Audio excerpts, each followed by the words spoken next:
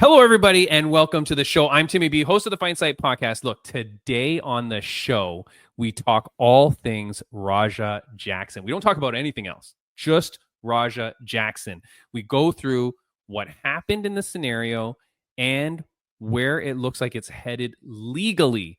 And of course, to do that, we have our incredible guest, Daniel Chung, who is I should read it off from my thing, which you're going to hear me say in a few seconds, but he is a career prosecutor who's prosecuted violent crimes in both New York City and Silicon Valley.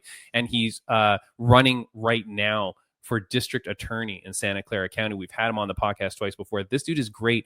Bam Bam, we learned so much stuff, man. Absolutely crazy. Bam Bam, yeah, absolutely. UFC veteran, my friend, your friend, the greatest co-host of all time, Brian Bam Bam Barberina. Yes, looking forward to talking to Daniel Chung. Timmy B, hit it. Ladies and gentlemen, this is the Fight Insight Podcast. Bam Bam, this guest is a returning 3-time guest and friend of the podcast. I really, really appreciate this guy, man. He is a career prosecutor who has prosecuted violent crimes in both New York City and Silicon Valley. He is a candidate for Santa Clara County District Attorney in 2026. Follow him online. Learn more about his DA campaign at chungforchange.com. He has an AB from Harvard University and a JD from Columbia Law School. Please welcome back to the show, Daniel Chung. Hey. Hey, Daniel. How you doing? How are you guys doing? What's up, my man? You're not in the law office today. I'm tuning in from home today. Oh, very Awesome. nice. Very nice. So excited to have you back, Daniel. Thank you so much. And congratulations on your new run for DA. Yeah, absolutely. Congratulations. Yeah, thank you so much. It's been about a month and it's been a whirlwind and we're just getting started. June 2nd is the election. So it's June 2nd next year. And next that's year. Long. So look, man, that's a big training camp for the fight. You know what I mean? Yeah, we wanted as much time as possible to really train, go out there, meet people, get our name out there, fundraise, and really structure and organize our campaign so that we really win this time around. Yeah, of course, man. And I think that's really smart. The world is changing, man. The politics is crazy around the world. And so it must be so difficult for you because I feel like since the last time you ran or just like in every year that goes by, the world is getting more and more divided. For sure. Very political, very polarized. How are you able to accommodate people with different viewpoints when it comes to like any kind of issue on the matter? Do you have to just stick with yours and just go, hey, this is who I am. If you're on the other side, see you later. Or are you trying to appease? No, I think I think being authentic and genuine is really important. I feel very proud that I stuck to my convictions and core values and beliefs. And a lot of those ideas have now come to fruition. And a lot of people are now behind a lot of the policy proposals that I was speaking about 4 years ago. Not a lot of people were on board then, but now a lot of people have shifted. And so I think being authentic and genuine is really important. The other piece of this is just being curious and open-minded. You know, I meet people from across the spectrum, whether they're on the left, the right, the middle. I think I get along with everybody because I like to have fun. I laugh with everybody. I'm very personable. I just enjoy having a great conversation. And look, great ideas can come from anywhere. And so if you don't keep an open mind, if you don't have a natural curiosity about the world and different ways of doing things, then you're going to be stuck in the past. You know, our campaign is all about changing and being forward-minded, Chung for change, right? So I'm all about kind of keeping that open mind and thinking about ways we can change for the better. Dude, I'm excited for you, man, and I'll be following along the campaign. I like every post that you do, man, to try and help promote the crap out of it. Even from Canada. Even though I'm from Canada, if you find a way, we might have to edit this out, but if you can find a way for me to illegally vote for you, God. I'm there. I'm there. Cannot help you or that promote that, but Yeah. but I appreciate the general publicity. Yeah, well, what I could do, we can get Yeah. Bam Bam to move to Santa Clara County. He's a U.S. citizen, so go Yeah, move there out you there, go. Bam Bam. Come move over here, become registered Yeah. voters. I would love it. Yeah. One more vote in our Chung camp. So Yeah. There you go. Yes, absolutely. Look, man, the last time you were on the podcast, you were here because we were talking about Cain Velasquez. We did predict on that podcast that he might be out in time to celebrate Thanksgiving with his family, and we're coming up close, so we're going to see if our prediction is right. yeah, we'll see. Yeah. Yeah. Have you heard anything about that? I have Yeah. never heard anything since the I haven't heard much about that case since the sentencing happened. Yeah. And as we predicted and talked about, it was a low range sentence, and who knows when he's going to be out? It might be very soon. He That's might right. be back he might be on your podcast soon. Very, very soon. I hope so. Yeah, it could be. But look, man, we are here now. You're back now because, as in the world that we live in, there's always something freaking crazy going on, Daniel. And so now we have this scenario with Raja Jackson. People understand what's happened now. It's been a couple of weeks. It's like filtered through the media and stuff like that. But this is where the son of a very, very famous UFC fighter and Pride fighter, Rampage Jackson, gets into an altercation with a gentleman outside of a wrestling event, like kind of like in a meet and greet or whatever the heck it is. Something goes down there where the way that I understood it was that the wrestler thought he was in on some sort of skit, hits him in the head with a beer can, which whether it's a fake beer can or a real beer can, I don't know. Yeah. Then sometime after, it's at the very least later in the day, he's sitting in the event, watching the event take place. He's like live streaming or something with people. He then decides to jump into the ring during the performance, slams the dude named Psycho Stu, slams Psycho Stu to the ground. Yeah. Looks like it knocks him out. He then proceeds to mount him and just rain down blows, uncontested, like to an unconscious guy. Yeah. The people around, like the referee and the other wrestlers, I don't know if they realize what the hell is happening, but it definitely takes a while, like several shots, before they start to take the guy off. The internet goes abuzz. I'd like to add to this. Yeah. Yeah, I'd like to add just to give what I've seen stuff too about the behind the scenes or in the backstage or whatever, talking with the wrestler. The guy, I heard he thinks he's part of the thing or whatever, hits him with the beer can, which I don't understand which backstage why that would be part of a thing anyways, but when you're all just like hanging out. So, but hits him with the beer can, and then basically there's some conflict there, and the guy somewhat apologizes, but they tell Raja that he can get his payback and go into the ring and kind of slam him or whatever, and get his payback. And then so that's when he's streaming this the whole time also too, with the beer can, everything. So then later, he's on stream sitting there waiting, and a bunch of people on the stream telling him like, oh, you better light this guy up, all this stuff. So he's like getting egged on, the fact that he's building into that anyways. And then, goes to the ring. They tell him to go. It's his time to go in. He goes in, slams dude. And like Timmy B said, he's hitting the guy while he's unconscious crazy amount of times. Like the wrestlers don't know what's going on, I think, because I think, they're like, okay, he's getting his whatever, but these are real shots, and then realize like he's not stopping and then try to pull him off. And even then he's fighting them to try to like get back to hitting the guy again. Yeah. So, that's just what I've heard and come up with. So then Daniel, did you hear about this story before I told you about it? No, you telling me and referring to it was the first time I heard about it. But you've watched it now. Yeah, I've watched it. I've read some articles about it. I've seen kind of the latest updates on it. Yeah.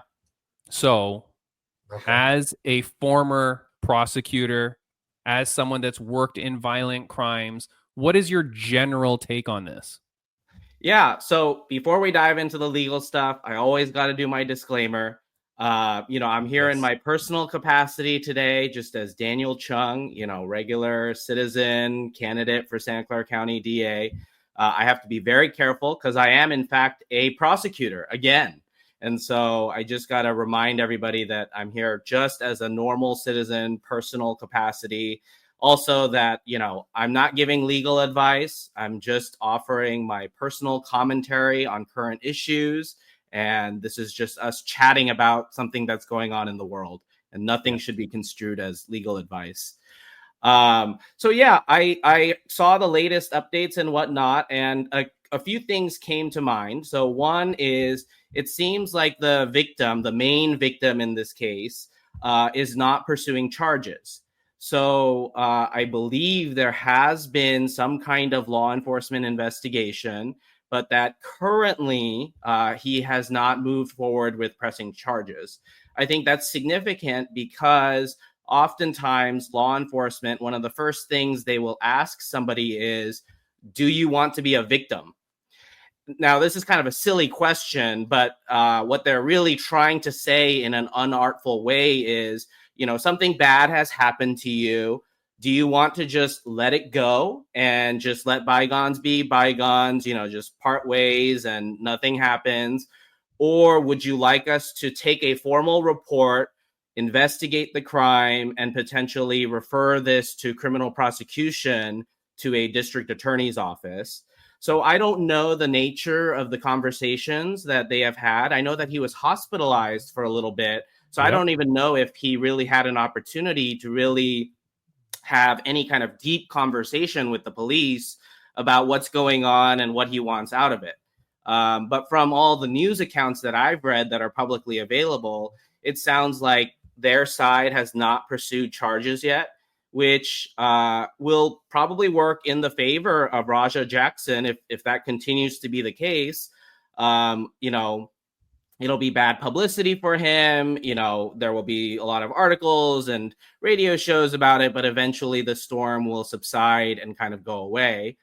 The other thing I read about the incident is that because he was hospitalized, there seems to have been some injuries that could be characterized as serious bodily injury or great bodily injury. Those terms are very specific legal terms within our California penal system.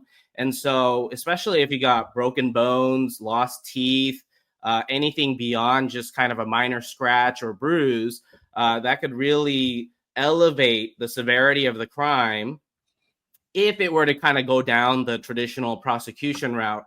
But I think there's a variety of different factors in this matter that are probably going to pull the case in different ways than kind of a normal situation. So through my extensive watching of Law and Order, Daniel, I've never heard them say, do you want to be a victim? But I have heard them say, do you want to press charges? Is that different? It's basically the same thing. Oh, okay. At least in my experience here in Santa Clara County, a lot of the law enforcement agencies use this question, do you want to be a victim? Which is kind of weird because you've already been victimized. You are a victim. It's just a matter of, do you want to press charges? So, it's just kind of law enforcement speak. There's lots of different lingos and things being thrown around in terms of police language, but it's basically the same as, do you want to press charges against somebody? That's like when the bully would come up to me at lunchtime and go, do you want to be a victim? And then would punch me for my lunch money. You know what I mean? Like, So what I don't understand though is this is a very well documented case, right? Like social media, it's all over the place, right? This is not a crime that happens under no visibility, right? So this is everywhere.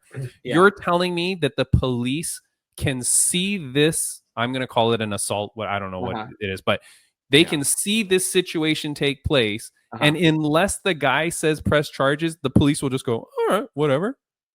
Well, that was going to be my question. Everything's driven by context, right? So, for example, several years ago in a nationwide international broadcast, Will Smith slapped the crap out of another comedian on stage live, right? And did Will Smith get charged? Did Will Smith get prosecuted? as far as I know, he didn't. They just kind of laughed it off. There was a controversy about it. He was kind of canceled informally for a little bit. And I think he's back now as an actor, you know, continuing to do shows and, you know, movies and whatnot. So again, like, just because the police can see something or that it's publicly available, you know, in a widespread medium, doesn't mean that it's going to be investigated or prosecuted. It, you know, there is a lot of discretion at play, and it depends on the context, right? And I think one of the key contexts here, just like the Will Smith situation, is that it's two guys who are very physical and aggressive going at each other. And this is a specific context in which physicality is part of the context, right? It's like if something were to happen at a baseball game, right? You expect certain things to happen at a baseball game or a hockey game when things get rough or whatnot. When there's either a wrestling or an MMA match or something like that, people generally have a reasonable expectation that, hey, people are going to get physical. They might start saying things that are abusive, do things that are physically abusive.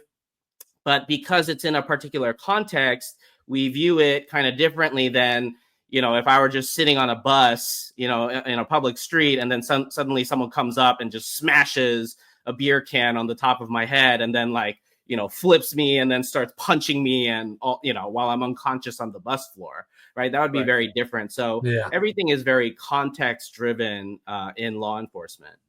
So, but the premeditated aspect of this, because regardless of how it began, right, with the beer can thing, which then there is an apology video, like you see the guy going, oh, sorry about that, blah blah blah, I thought you were part of this. Like there is a lot of time in between the inciting factor, which is the beer can, till the moment he goes into the ring and does whatever. Now, it was deemed later that now we're coming to understand, because I will just put up very quickly there.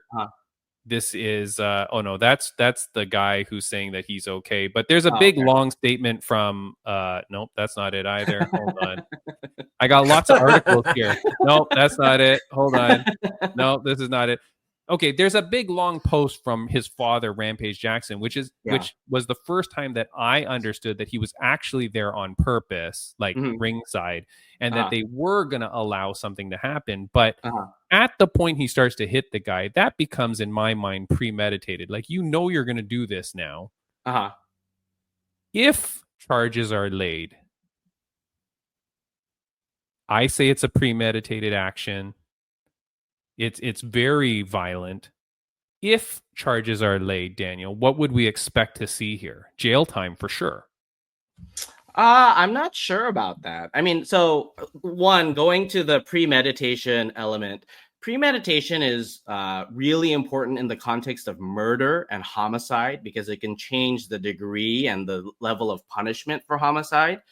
For simple things like assault and battery, the premeditation element is going to not matter as much. I mean, it can make a difference in terms of your sentencing. Like, was this like a really intentional action or kind of more spur of the moment? Like, that kind of distinction will matter in the eyes of a judge, but there's no like formal enhancement that, oh, because this was a premeditated assault or battery, you get an extra month or an extra year or anything like that. Oh, so because the difference, I apologize, because the difference between the Will Smith thing, like you're saying, is like, hey, you insulted my wife, I walk up there and slap you in the face. Whereas this was he's in the moment. Right. Whereas this is he's on stream with people going, I'm gonna get him, I'm gonna get him, I'm gonna get him, and then goes in and just lays down on them. Yeah. A little slightly different situations for sure. Yeah. Right. So okay, but if so forget the premeditated aspect then. This is why we love having you on, Daniel. So if the charge does happen, though, you think 0 jail time? I think if the police were to actually move forward with charges and even refer it to the DA's office, I believe this incident happened in Los Angeles County, which is a humongous county.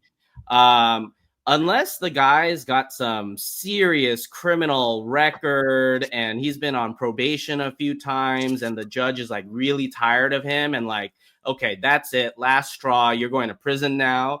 Most likely, like if I were to be a betting man, just guessing as someone who's been experienced in law enforcement, he'd probably be charged with a misdemeanor battery, like a penal code 243 subsection A, and probably get like probation. Okay, and for good citizens like myself, Daniel, like cleaning up trash. Yeah, what does probation even mean? Maybe not even. In probation, it just means that you're under some kind of supervision. You just need to stay out of trouble. You might have community service, you might have substance abuse, you might have mental health treatment aspects of it, but basically, bottom line, no jail time, stay out of trouble. Just continue to be a law-abiding citizen, and eventually this case will kind of, resolve itself. The guy had serious injuries. Like the guy was in the hospital for a long time because one of the things that I did clip out was like, no, see, geez, Louise, I got the wrong thing again. We're doing this again. I got so many. But there was a recent post that came out from, I guess that's his wife, Contessa Patterson, and then from Psycho Stu. But it talks about like, okay, he's released from the hospital. Now he's resting. He sustained a serious head injury, was unconscious upon arrival at the HR. Like when you're talking about the categories of injury that you're saying, Daniel, because you said the difference between serious and great bodily injury. Seems like it's pretty big, man. Yeah.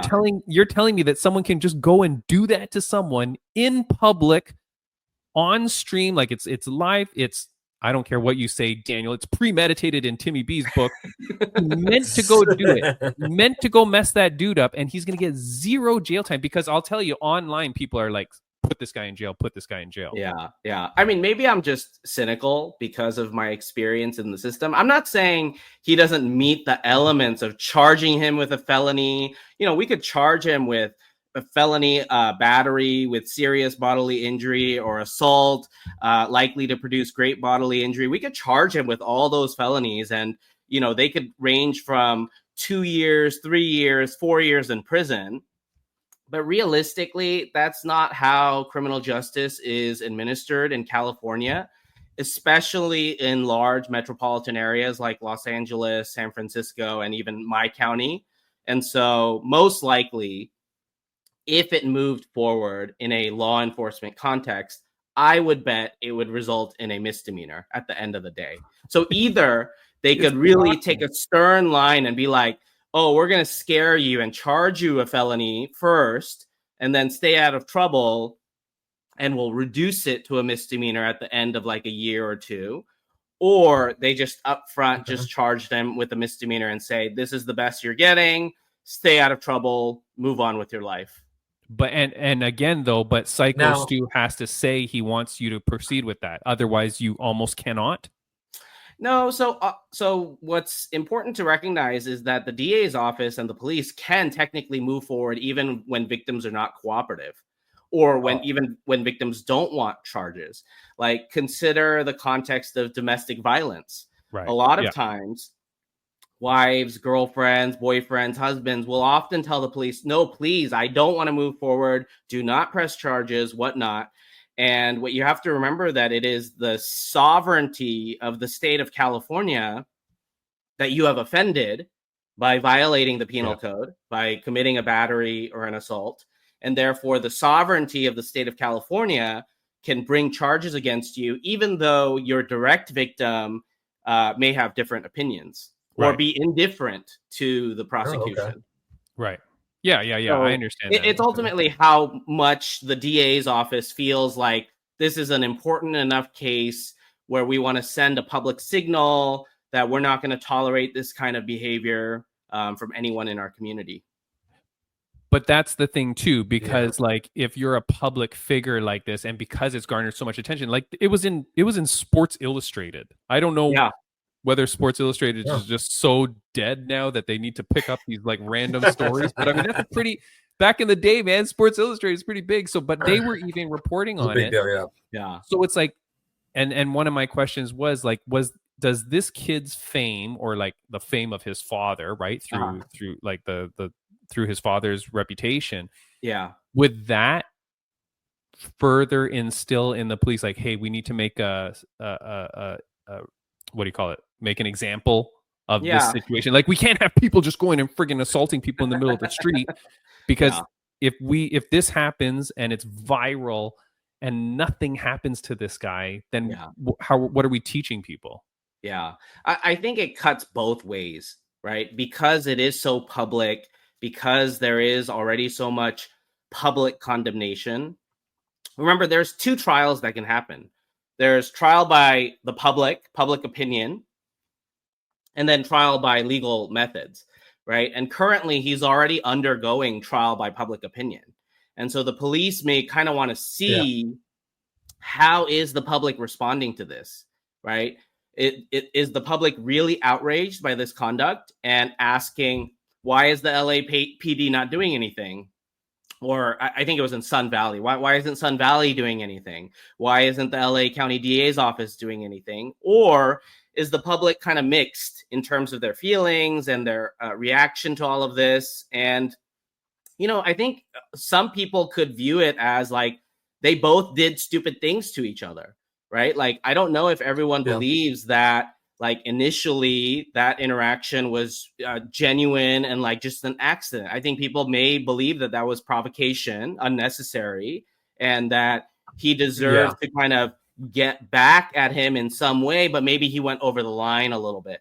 But in the context of this type of fight or this type of physical and kind of verbal context, some people might be more understanding. So I think it cuts both ways. Your fame can really help you get out of trouble, like in the context of Will Smith, but it can also bring a lot of attention to a situation that if it were a normal situation, maybe the police wouldn't care that much.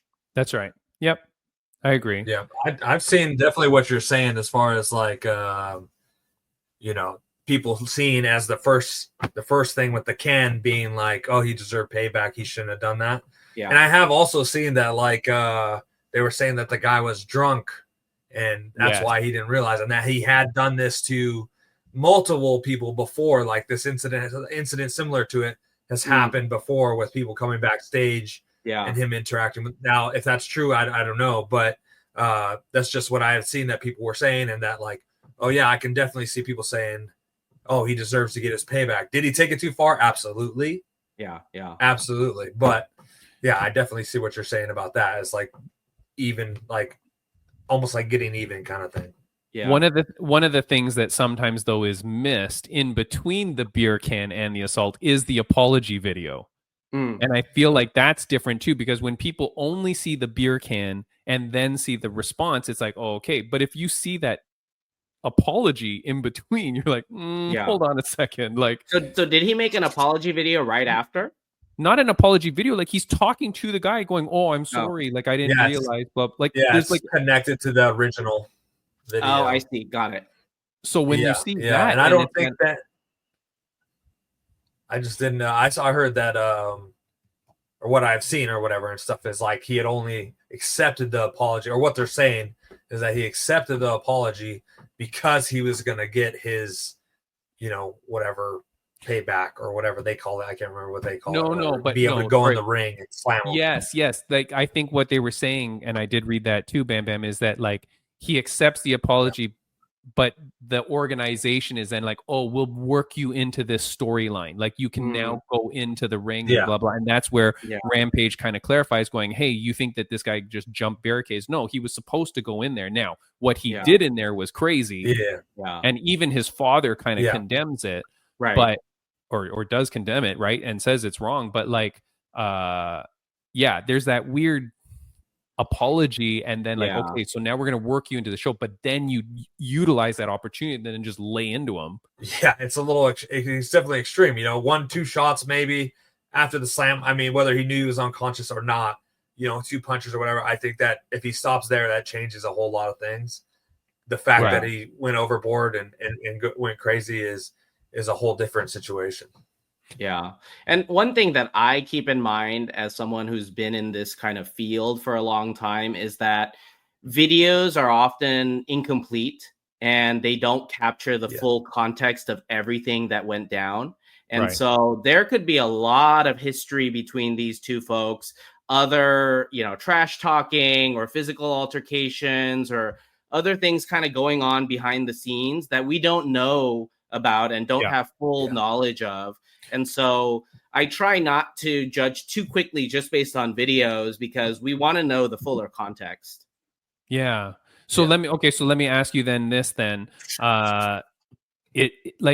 Then they bring in that Raja Jackson had suffered a concussion in sparring the day before or whatever. There was this thing, right? Which I feel I'm not a psychic, but I feel like they make this up to then give him a little bit more like, oh, he was messed up, he had some CTE or whatever. Like, Daniel, in your opinion, if it were to go to charges, if it were to go to anything, would that friggin' matter at all? That like maybe he got hit too hard in the head the day before? Like, can you bring in circumstantial stuff like that? That's kind of the same thing as like the premeditation thing, right? Like, oh, how much did you think about this assault? Or like, what happened to you the day before or 2 days before? Like, it may make a minor difference in like how I'm perceiving you. But at the end of the day, what really matters is at the time when you committed the crime, right? What did you physically do? And did you have the mental state to commit that crime at that time, right? So unless your concussion was so bad that you were just completely out of it, right? You did not even understand reality going on that day. I don't see how that could really be a valid excuse. Okay, so that doesn't mitigate the issue if it is an issue at all. I mean, anyway. It could mitigate minorly just in terms of my perception of that situation, but in terms of legally, like, oh, am I going to reduce your, sentence by X number of months? Just like the flip side of the premeditation stuff, I don't think this is going to make a big difference. So I was listening to another podcast. I do have a question. Yeah, go ahead, Bam. Go ahead. I just have a quick question. So after this happens, he's knocked out. He takes all the shots. Raja gets escorted out. The dude is laying unconscious in the ring still. Yeah. They bring someone in, like another wrestler guy, to get on top of him, and then the ref count him out, the 3 count, to end the round. Now, my legal question here is, does Psycho Stu or whatever, is that something he can potentially sue the place for, or are they held responsible for that? Or is it just like, okay, well, I don't know, they just went along with it for the fans? I don't know, because I saw that and I was like, this is crazy. Yeah. Are you talking about just him being tapped out, 1, 2, 3, or are you talking about like the fact that he got assaulted? I think he means like the liability of the order. Just the liability from the promotion of like, he's just laying there unconscious. They all witnessed him get beat up. And assaulted and everything, but then to bring in on top of it all, have a guy, hey, hurry up, get on top of him, let's get the pin, and now the round's over, you're the champion, kind of thing. I mean, America is a very litigious society. Almost anybody and everybody could be sued for anything in our country. So especially if that promoter or that event organizer has financial means, had any kind of involvement in setting up the situation or facilitating it or profiting off of it, they could be in a world of trouble. I mean, I'm not going to go into any kind of civil liability specifics because I'm not an expert there, but just in general in America, people can be sued for all sorts of things, even if they were just minorly involved in something. I'm suing Bam Bam after this for his bad internet connection. So, but the thing is though, is like, and the problem is, and you talk about like spousal issues and things like that, where they won't say that they're a victim. But even you think about this guy like Psycho Stu, like he's like a small time wrestler, right? This is not WWE or anything like that. So how much are you even going to sue this organization for? And then that's like your current livelihood. Like from the records we've seen, like he's a army veteran and whatever, and he's doing the wrestling because it helps with his PTSD and all that. He's not going to want to turn his back on his own community or like risk that relationship. So that I feel like is almost like not going to happen because there'll be too much backlash put upon him. Like he'll just be ousted from all the shows and he can't do what he loves. So that's almost a tough one too. It may not be worth. Maybe he'd be like, he may be excited that like, or proud that they like, I'm glad you went ahead and gave him the count, while I was still down and got the show continued going, like that could be the mindset where he's at, where like, Yeah. So Daniel, the next question is, and we were talking, I was watching another podcast that was talking about this scenario, but they don't have a friggin' Daniel Chung on their podcast. They're just two guys talking. And like, if Bam Bam and I are to talk, okay, we can talk about stuff intellectually, but we don't have knowledge. You know what I mean? That's why I like having you here, Daniel. What they were saying is like, oh, no. The only reason he's not arrested or charged yet is because they're building their case. Do you believe that the reason he's not arrested now or charged now, as far as we know, right, at the time of recording this is Tuesday, September 2nd. Yeah. Is the only reason that he's not charged or arrested now because they're building a case? I don't know about that. I feel like if they wanted to, I think they have enough objective evidence to arrest him immediately. I think it's because of the specific context, the media spotlight on it, the social media spotlight on it. I think they want to see what this really is before they really get involved, right? Just like the Cain Velasquez matter or other types of MMA matters, I think the police and the DAs try to stay out of things that are like too political or too sensitive until they really need to step in and really make sure that people are held accountable. So I think because like people are still alive, everyone's doing okay. I think they're, seeing how this all blows over first. I can tell that you've been in this line of work for a long time, Daniel, because this poor guy's in the hospital coming out with a concussion. You're like, everybody's okay. It's fine. Just relax. Like, what's the problem? When you've dealt with people who've but been did he die? No, he didn't die, Bam Bam.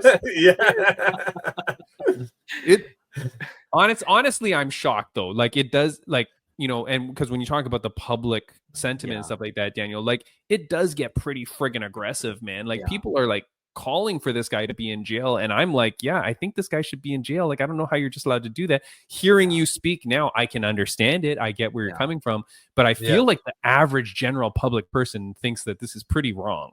Like, well, I think in my opinion, the average general person probably doesn't even know about this incident. I think many in the MMA community may be very fired up about it and whatnot. But I think for most average people, it's like, oh, a wrestler or a fighter got punched a few times and he got knocked out and went to the hospital. Like, I don't think they're going to be shocked and awed by this. Yeah, that's a good point. Just being, very honest about it. I just don't think regular citizens are going to be up in arms and protesting on the streets because of this. Yeah, they don't care. They've got bagel seasoning on sale at Trader Joe's. They got other things in their life. Hey, they're looking for matcha. They're like in long matcha lines in Los Angeles County and trying to get drinks and stuff. I don't think they care about what's happening with fighters. Yeah. Okay, look, here's something that was online that I thought was kind of funny. There was another MMA fighter who, when this all went down, he was saying, this was like really early on, and he was saying things like, hey, as a father, I would never turn my kid in. Because I think at the early stages, it seemed like we're like, why isn't he arrested? And it's like, is he hiding somewhere? And so there were some people that came out and was like, hey, if that was my kid, no way I'm ever giving him up to the police and stuff like that. Just now we know that that's not the scenario. But if that were the case, Daniel Chung, if you are a father and your grown-ass son, right? We're talking a 24-year-old man, right? So it's not a kid.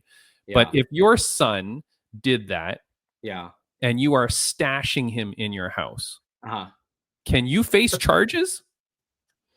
I think it depends on what specifically you do beyond just knowing that your son is there. Right. I think it really depends on your level of involvement. So like, for example, people can be accessories to a crime after the fact, right? Like maybe you're helping carry away the robbed goods or, destroying the evidence or getting rid of witnesses or whatnot, right? Like there's an array of things you can do after a crime has been committed. I think just knowledge alone will not be enough. Okay. So he's got to do but if the police came to your house and said, hey, Rampage, where's Raja? And you go, I don't know. Meanwhile, he's in your basement. Yeah, so the interesting thing is that although it is generally a crime to lie to federal law enforcement, like it is a crime to like tell the FBI a lie or in an interview, like speak lies and whatnot. In California's system, I'm not aware. I'm not aware of a general requirement or some kind of general statute that if you just lie to a police officer, that's a crime.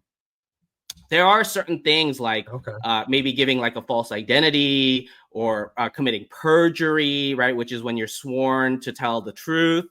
But like, let's say I just go up on the street and tell an officer, hey, like, you know, I'm this or that, or like something untruthful to him. I don't think there is a statute saying that's a crime. But what Weirdly about, enough. isn't it impeding an investigation?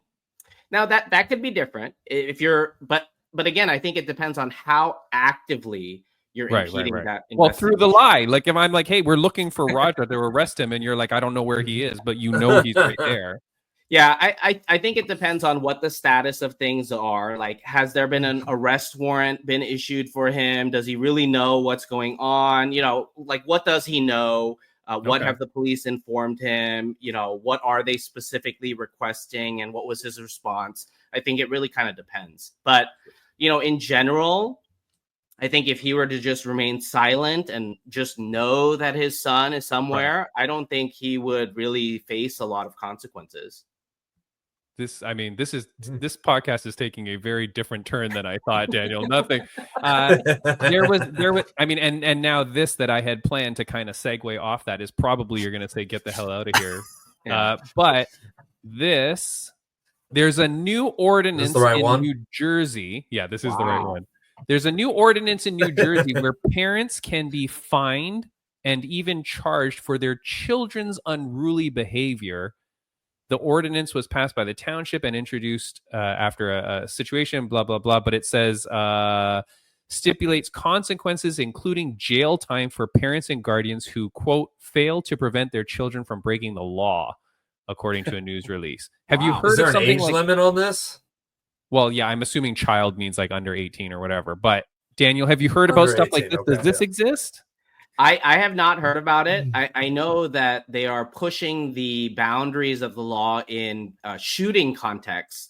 When people commit mass shootings, they're trying to hold parents accountable if they, you know, didn't secure the gun or improperly gave the gun to their child. I know that many jurisdictions are testing that, but not kind of a general law that parents are going to be held accountable like this. That one in New Jersey was like, I believe it was based on like this situation where like 100 kids or something like that started like rioting in a city at some event or something like that, and so they passed this thing to go like, hey, if your kids start rioting again, we're just arresting you as well, and we're going to throw the parents in jail too. Yeah, I mean, when children are under 18, parents have a lot more responsibility, right? Like even if your kids skip school, truancy can get you in trouble. If your kid's not in school when they should be, like repeatedly, the parents can be held accountable and go to court. But of course, not for Rampage Jackson for his 24-year-old son. There would never be any kind of thing like that for this kid. You can never say never, but I think because he is of age, he's well beyond 18. You know, in general, in America, we believe that everybody who's an adult should be held accountable for their own actions. And so very, very unlikely that his father would face consequences for his adult child's behavior. Right. Yeah. Beyond just social shaming and social media outrage. Right. Well, that's the thing, like, you know, and that's the thing on this one. And we had our guest last week, Elijah Swift-Smith. He's a UFC fighter, Daniel. And he was saying like, hey, man, I hope that his father doesn't suffer consequences. Like if your father has a business or your father had opportunities, I hope that people don't now penalize the father. Like it's like the opposite of sins of the father, sins of the son.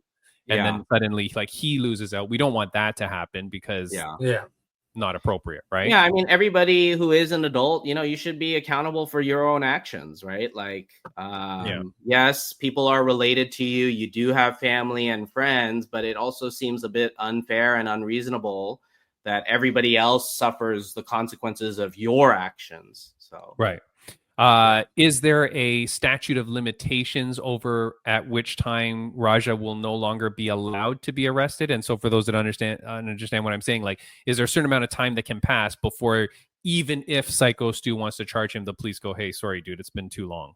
Yeah, I believe for misdemeanors, it's around a year. And then for felonies, it can be a little bit longer, like 3 years or so, or a little bit longer depending on more serious felonies. But, honestly, practically speaking, if after 6 months nothing has happened, this is probably going away. Okay, but 6 months for this? So you think if we don't hear that he's arrested for 6 months, then that means Raja Jackson is just free and clear? Unless there is some kind of new development, like let's say he gets into a coma all of a sudden, or he suffers some new traumatic injury as a result of those original injuries. Like if it just remains like this, right? He had some broken bones. He was hospitalized, but he got out. And 6 months go by. I don't think the police are going to care enough. I think they have too many new things where, people are being stabbed, shot, murdered, raped, carjacked, that they're not going to be paying much attention to this. Yeah. Okay. Daniel Chung, man, this is crazy. Like, it really is crazy. Welcome to the world of crime in California. yeah. Like it is strange though, because like when you see the public reaction and the outcry and things like that, like it's so, I mean, that's why it's so interesting to have you on, man, because to be able to get a true perspective on what this really means and put it in context, like you said, amongst all the other crimes that are happening in the world. Yeah. You're just like, whatever. Yeah, but boy, oh boy, it is man. great to talk to you about it. Like, it's great to get your, I don't know if your I'm side helping. of it and into. I don't know if I'm helping your worldview or making you guys all more cynical and shocked by everything going on. I'm going out to commit some mild crimes tonight. And I was gonna put it in premeditated. Nope, doesn't matter. I mean, no, but I mean, it's really interesting, Daniel. Thank you so much, man, for coming on the podcast. I appreciate it. I know I've kept you way longer than I think that you thought you were going to be. No. I planned for this. And in fact, I even took vacation time so that I could be here on my personal capacity. What's really funny is that, I have my feud with my boss and whatnot. They apparently listen to you. Because of me appearing on the podcast, they want to hear if I'm saying anything shady or whatnot, and so they're listening. Okay, well then I take it back. I am not about to commit crimes, and I'm not going to do anything. No, but Daniel, I really appreciate it, man, and like you shed so much good light on it, and especially because, like I said, like I'm listening to the other podcasts, and they're like much better than us. You know what I mean? Like not technically better. They're just more famous. Nah. But no, not bad, but more famous. But then they're out there and like I'm seeing their posts online and they're like, oh, the reason he's not charged is because the police are currently investigating and they're just building their case, blah, blah. And I'm like, but how do you know that? Like, and then like, I'm like, what is your... Maybe they got insider sources. No. But like you said, because they've been watching Cops.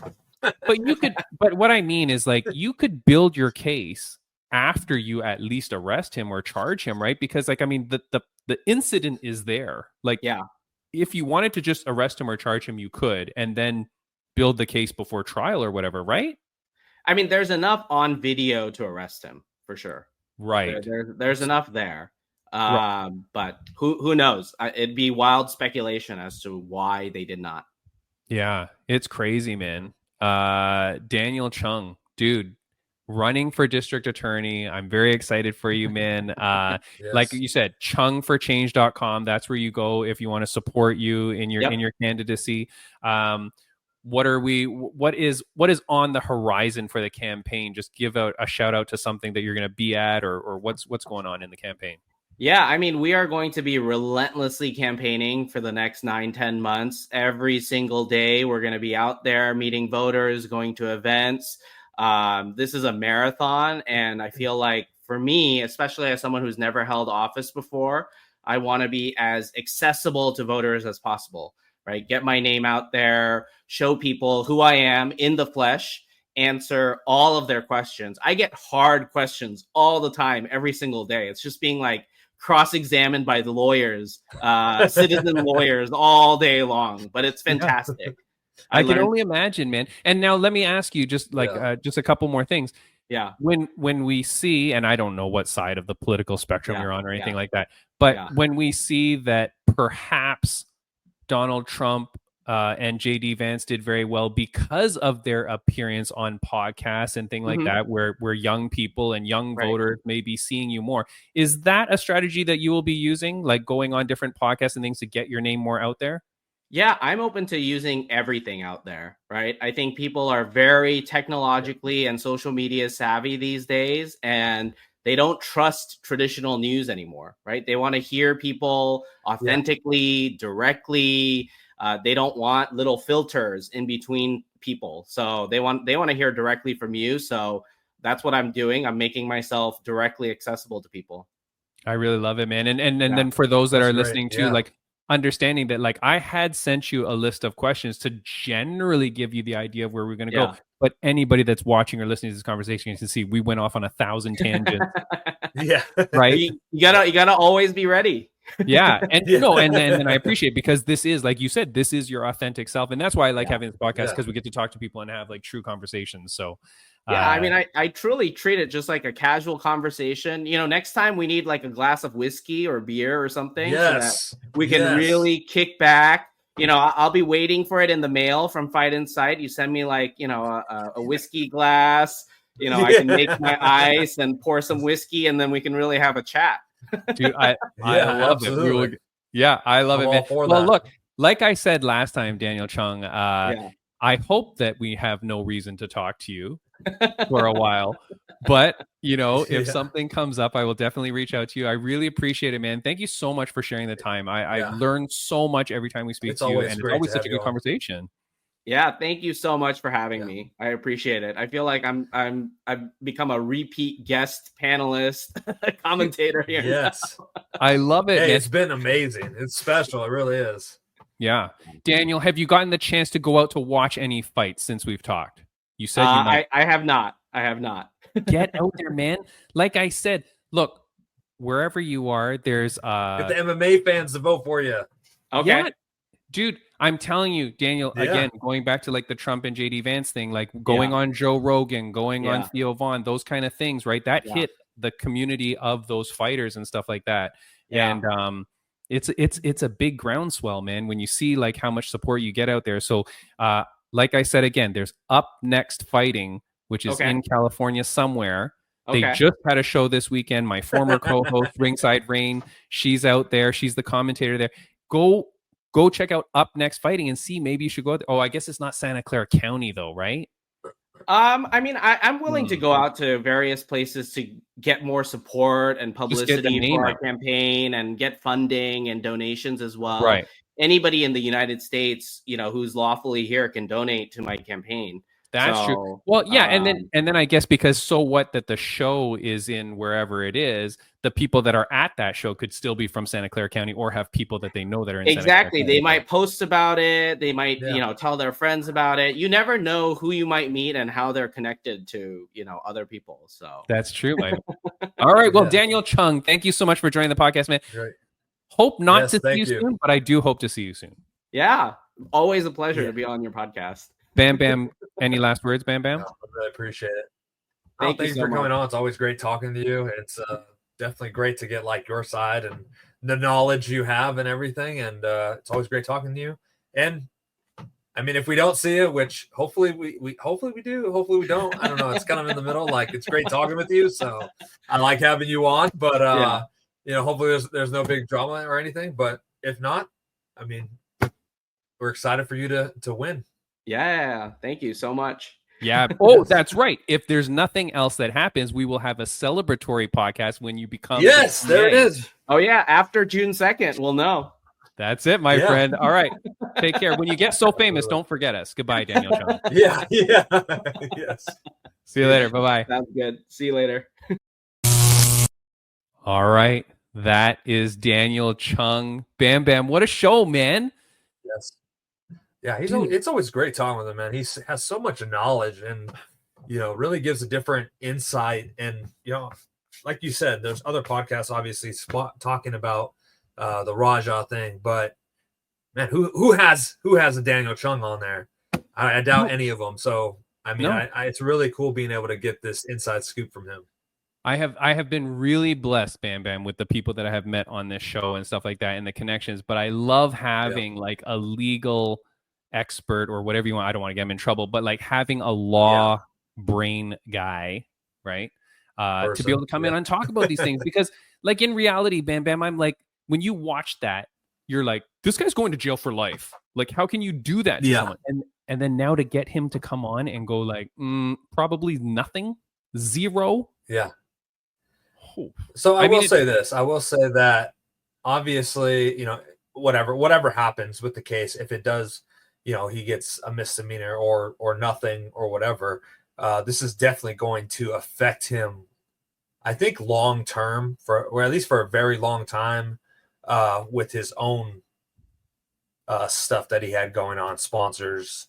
I don't think so. The thing that I seen that and who knows, maybe if nothing happens and stuff like that, he gets brought back on. But I did see that like the Kick company that he does his stream on or whatever banned him from it.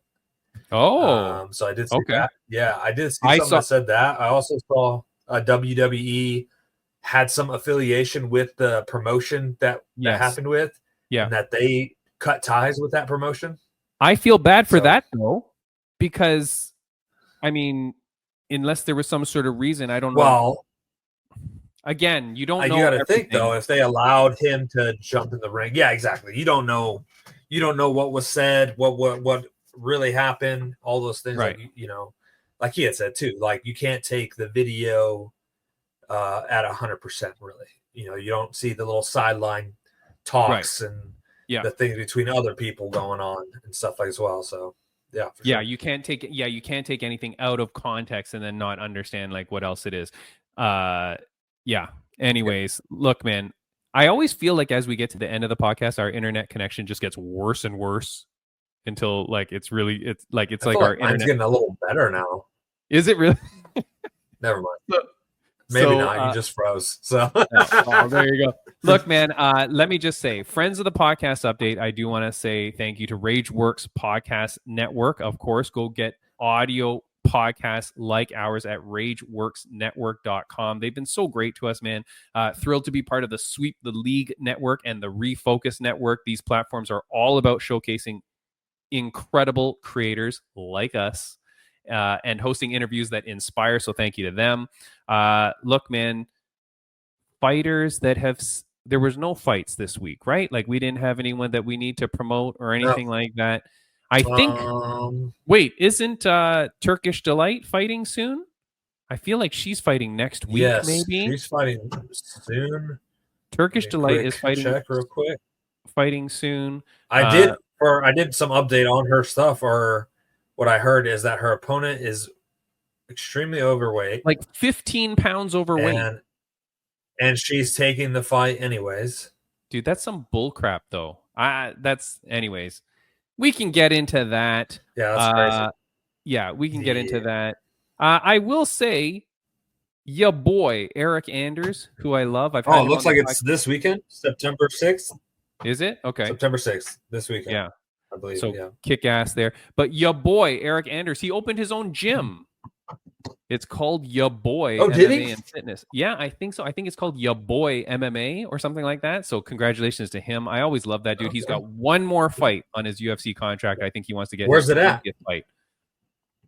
I mean, now I got to edit this out because I don't know where it is. But I don't know where it is. Damn it, man! What the hell? But I'm happy for him, man. Look, what else did I want to talk about? Oh, of course. Fight League Atlantic, FLA 21 is going down on September 20th in Pictou, Nova Scotia.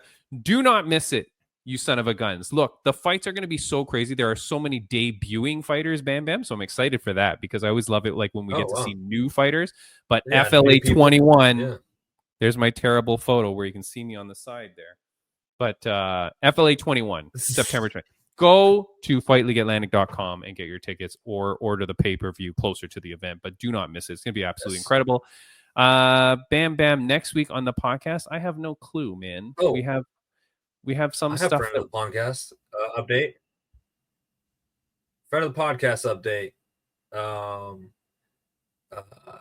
JR Big Beautiful Banks won over the weekend. Dominant performance. Sweet. Won a unanimous decision, but very dominant performance. Pretty much manhandled the guy the whole fight. Nice. Another person we were supposed to have on, Sammy Quebec. He won in a rear naked choke in the third round. Dominant performance as well. Nice. So congratulations to those guys. There you go. Again, more people that Bam Bam is inspiring and coaching and teaching and kicking ass. Everything's all thanks to this guy, man. Look, Bam Bam, I think that's it, man.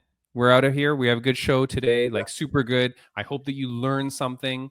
I hope that you can come away. And if you're in Santa Clara County, go vote for that dude, man. He's a good dude. Yes. And yeah.